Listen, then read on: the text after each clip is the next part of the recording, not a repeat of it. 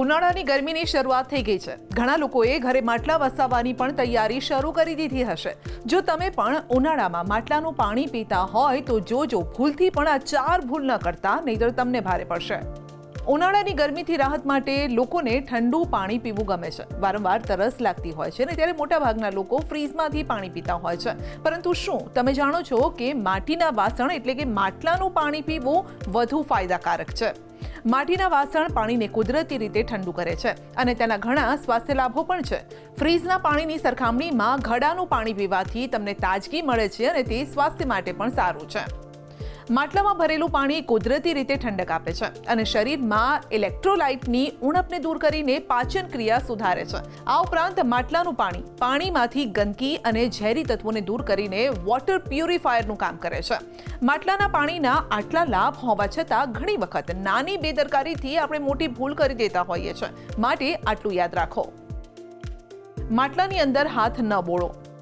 ઘણી વખત લોકો માટલામાંથી પાણી પીવા માટે માટલાની અંદર હાથ બોળે છે અને ત્યારે તમારા હાથ અને નખમાં રહેલ ગંદકી પણ એ પાણીમાં ભળે છે, જેના કારણે સ્વાસ્થ્ય સંબંધિત ગંભીર સમસ્યા ઊભી થાય છે. આવા સમયે ડોયાનો ઉપયોગ કરો. આ ઉપરાંત હાલ તો નળવાળા માટલા પણ બજારમાં આવી ગયા છે, તે પણ તમે વાપરી શકો છો.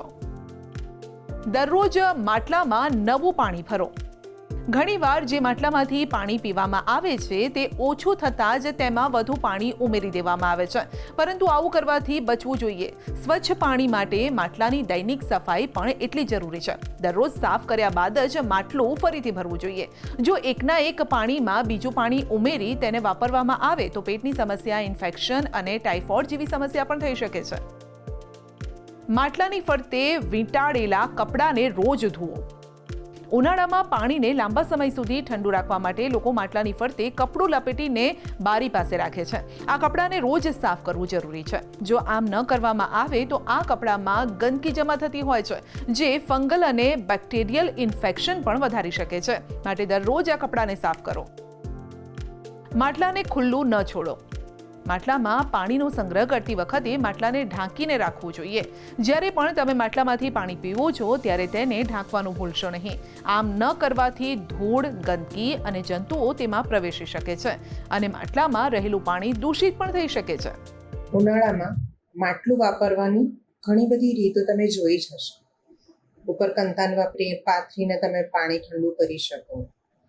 એની ઉપર તમે ફટકડીનું પાણી ફેરવીને એને વધારે ઠંડુ કરી શકો, અથવા તો નવું માટલું લાવીને એને ઠંડુ કરી શકો. જેમ કે બહુ સામાન્ય વસ્તુ કે તમે માટલું ખરીદો છો તો માટલાને નળવાળું ખરીદો. ઘણી વખત એવું થાય કે પ્લાસ્ટિકનો નળ હોવાથી એ સાફ નથી થતો. માટે શક્ય હોય તો જૂના જમાનામાં જેમ આપણે ડોયાથી પાણી લેતા હતા, એવું ડોયાવાળું પાણી તમે પી શકો. તમે હાથ એમાં ન નાખો. તમે માટલું વીછળો છો ત્યારે પહેલા હાથ ધુવો, પછી માટલું વીછળો. માટલાના ઢાંકણ ઉપર અથવા તો માટલાની બહાર ક્યાંય પણ લીલ ન જામી જાય એનું ખાસ ધ્યાન રાખો. રોજે માટલું એટલું સરસ રીતે વીછળાવવું જ જોઈએ કે જેથી કરીને અંદર ચીકાશ અથવા તો કોઈ પણ પ્રકારની લીલ ન જામે અથવા તો કોઈ બેક્ટેરિયા ડેવલપ ન થાય. માટલાની આજુબાજુનો ભાગ કોરો રાખો. શક્ય હોય ત્યાં સુધી ત્યાં નીચે પોતું કે કોઈ પણ એવું ભીનું કપડું મૂકી દો કે જે પાણી શોષી લે ઝડપથી. જો કે આજકાલ પ્રિન્ટેડ માટલાઓ પણ લોકોમાં ખૂબ જ પસંદ કરવામાં આવી રહ્યા છે. જો કે આવા વાસણો આકર્ષક લાગે છે, પરંતુ સ્વાસ્થ્યને નુકસાન પહોંચાડે છે. અંદરથી કોટિંગ હોય તેવા વાસણો ન લો. હંમેશા બજારમાંથી પરંપરાગત માટલા જ ખરીદો અને તેને ઉપયોગમાં લો.